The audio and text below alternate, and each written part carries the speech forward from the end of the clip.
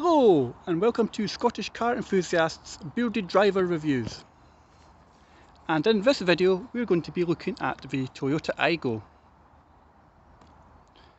The Toyota Aygo came out in 2005 and it was built alongside Peugeot and Citroën, who had a joint venture at the Toyota Peugeot Citroën automobile plant near the Czech Republic.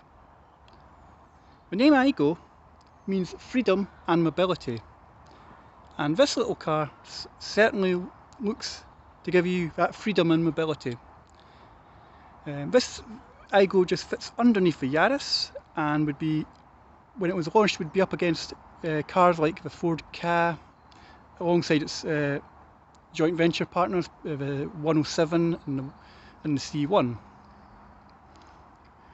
Today we're going to be looking at the second generation, which is the AB40. This has still been built to present day, but was built from 2014, and again it was alongside the Peugeot 108 and the Citroën C1. The Aygo is available in a 3- and 5-door hatchback, and this version of Aygo is powered by a 3-cylinder 998 or 1 litre VVTi. It's also known as the 1KR FE. It produces around 72 brake horsepower and 93 Newton meters of torque. It has a top speed of 99 miles an hour and does roughly 0 to 60 in 13.8 seconds. So let's just have a look on the outside of the Aygo. So as you can see, the Aygo comes, this is the entry level Aygo. So it just comes with a set of wheel trims on a set of, let's have a look, 15-inch wheels. The most dynamic thing about the Aygo looking from the front is a sort of X. Just underneath the headlights you can sort of see the big white lines and the black breaking it up. Toyota called this the sort of like a bold, you can also get this in black, but like a bold black front, but in this case it's a white front. And I suppose you could say it looks like a wee bit like a stormtrooper.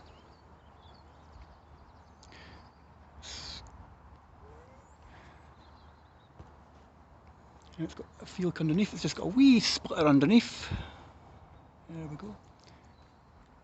And it's got these eye-catching headlights incorporating an indicator, and if you look it also says Aygo on the headlight part. You can tell that this was developed alongside Peugeot and Citroën, because that there, the side repair, comes from a Peugeot. It's got a massive single wiper which does the whole windscreen, and I'm loving the design. It's sort of like a pantograph type style.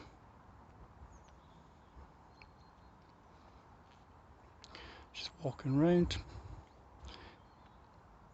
and then we have these massive tail lights, and in a wee car like this they're really up high so you can be seen. So you've got like your headlight and brake light unit here, indicator second, and the reverse light. And on the other side you have the fog light. What strikes you about the Aygo is that this boot, just bear with me as it's locked itself.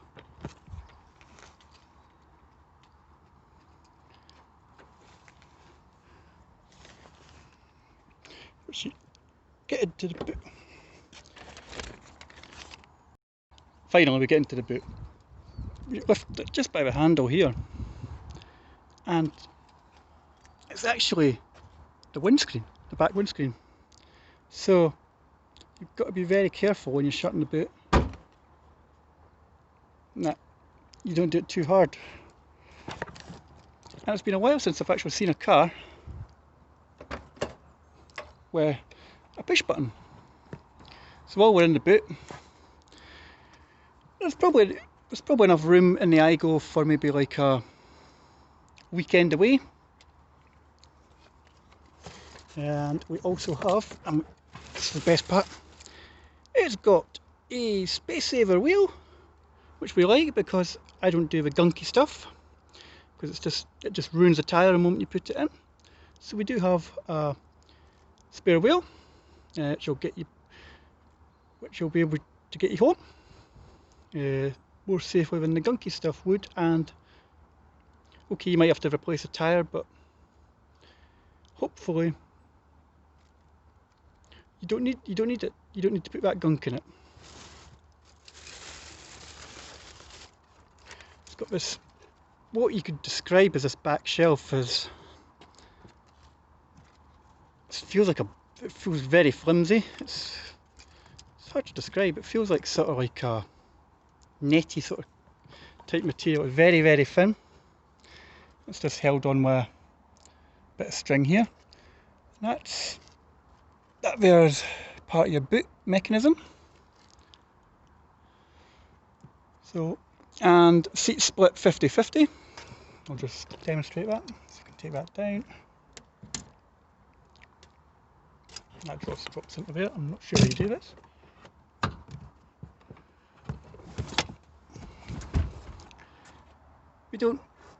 I'm not sure if they fold fully down, but we'll just double check that.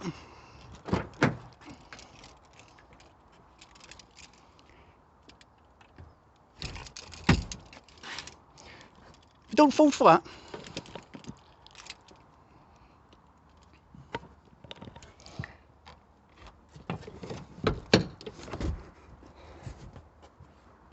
If that seat was adjusted, then it would fold down. It won't give you a sort of flat thingy, but it's enough to increase your space if you're needing just to take it to taking things to like the tip or something like that. Seats also have tethering points and isofix as well. So if you've got a young family,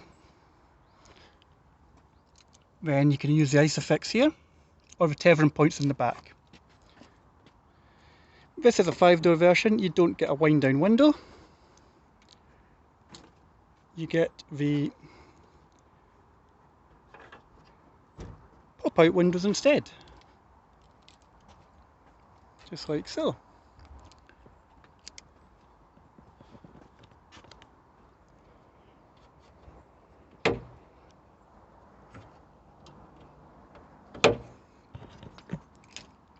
So why don't we have a look under the bonnet on the Aygo now?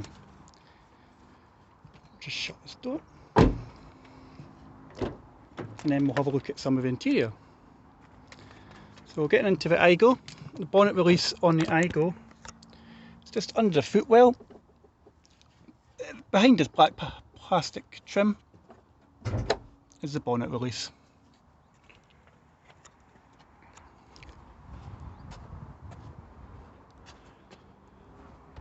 The bonnet's popped. Just looking for that little switch. It's always awkward on these cars.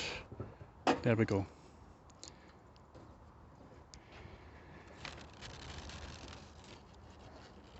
And looking for the bonnet strap.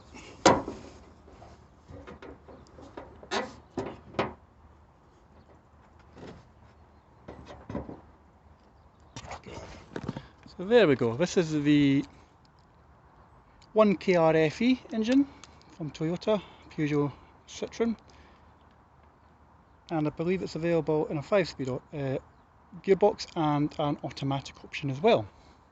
It's part of the 10 trim levels. So just give you just a generic thingy. Down here's your dipstick to check your oil. You've got your windscreen washer fluid there, your brake fluid behind there, and your coolant is down there. Battery there, and it looks quite straightforward. It's a nice compact engine in the engine bay.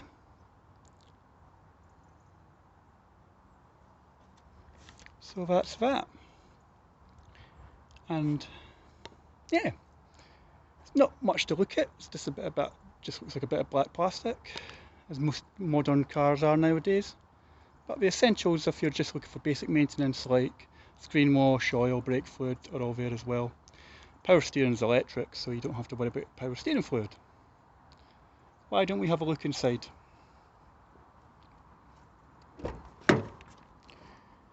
So when you get into Aygo, you're faced with really black interior. The doors do break up slightly with the exposed white paint. You get chrome door handles, and they're actually, I say chrome, they're just that plasticky chrome effect. You get electric windows. You get electric mirrors just down by the steering wheel here. So you've got your electric mirrors, your headlight adjustment, and your fuel cap. To the left you have your traction control, off and on. That feels really cheap, and it's just a key and ignition job. Steering wheel wise, you've just got steering wheel controls for your telephone, so it's hands free. You've got a mode, you've got your stereo. Just under the steering, just down by the steering wheel here, if you can focus in. It's not cruise control, this is just a speed limiter. Panning round, you've got nice grey seats. No adjustable headrest, unfortunately. It's just all one. Just come into the car. So when you get into the car, you're dominated with a steering wheel, and then you've got in the middle of the car, you've got your big massive speedometer. Just put this on. Which in the middle, you've got another little bit in the middle, which is the temperature gauge, your fuel and your mileage. And to the right you've got your oil pressure light, you've got your shift, and you've got your stop. Again, another Peugeot Citroen special, you always sort of see them on Peugeot Citroen cars, and your battery. In the middle you've got as I said, you've got your big massive speedometer that dominates the screen. So you've got like your little power assisted steering red warning light there, door open warning light, your engine check light, handbrake, and if you just see the wee flashing light, that's your seatbelt reminder light. It's also got this funky little rev counter, if you can see that, which looks amazing actually. I'll just start the engine.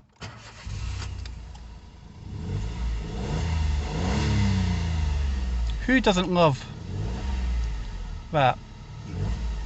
It's a little digital rev counter. Coming across, we've into the entertainment system. You have this massive touch screen with a clock. You got your radio there, and if you push this button it looks like the Windows logo. You've got your connection to, I'm not sure what Mirrorcast and MirrorLink is, but apparently you can connect your Wi-Fi, you can set up Apple CarPlay, MirrorLink, so I'll just push that, just cancel that. You've got your car information here, which does your trip, so as you can see, tells you your fuel consumption as well. So just push this again. So you've got your audio source, which is FM. You've also got DAB digital radio, and you can also connect your Bluetooth device to play music through your phone. There you go, DAB there. Just push that again. Setup. This is just where you can set up like your phone, your audio, how to display your connection, and phone. So just come out of that. Just turn it off, I don't want to get copyright. Not sure what that button is. Voice recognition, so that's not too bad. So there you go, you got that, and it's a nice screen. Nice screen, nice big screen. The clocks are legible, and the radio station's legible. Best feature of this car, if I put the ignition back on, select reverse. It's got a reverse camera. Now, as I said, this is just the entry level version of this car, but I'm really surprised it's got a reverse camera. We've also got hazard warning lights.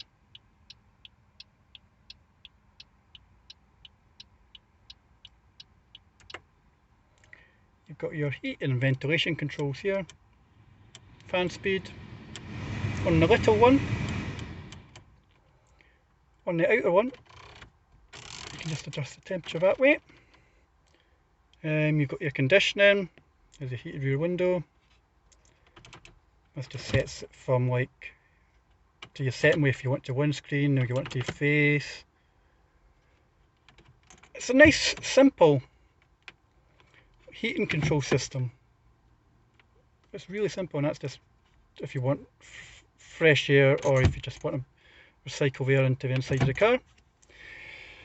Underneath that you've got your 12 volt power socket, USB socket and an audio jack connection. Down below that you've got the cup holders, and I'm going to introduce you to our first prop that we test the cars on. This is the dad mug.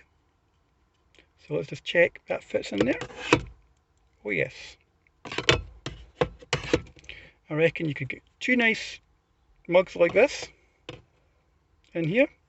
So if you had somebody in the car with you, you can have a brew alongside you. We've also got a glove box in here. Just dump that in there. There's enough room for Danger Mouse. To my second prop of the day. Air vents are eyeball vents again, broken, the black's broken up with a bit of white. It's got passenger airbag there. I'm not sure would that sit there. Nope, dad mug fails on that bit, so you won't be having anything on your shelf up there. You could put, nope, you can't put it there either. If you just look closely into that vent there, you can see the passenger airbag, if it's on or not. Up on the roof, you've just got a simple light, like so. And anything else we can talk about in this car? Yeah, indicator stalks. Just here, simple and easy to use. So you've got indicator up on the right for going right, down for left, and side lights, headlights, and just on the other side, the stock, fog lights. On the other side you've got your windscreen wipers, so you've got back window,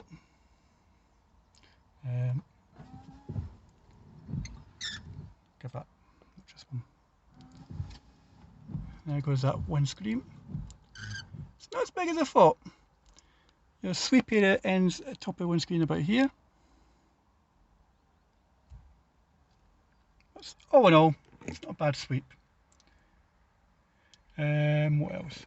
So we've got 1, 2, 3, 4. We've got 4 airbags that I can count.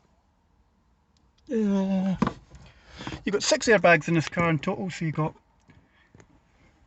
no, sorry, 8. You've got 8 airbags in this car, so you've got 2 in the pillars in the front, driver, passenger, 2 in the pillars on the back, and 2 in the seat. So you can rest assured it's a nice safe car for you to go about in. So now that we've had a wee look at the car from the front, we're going to jump into the back, and you can join us on part 2 of this video.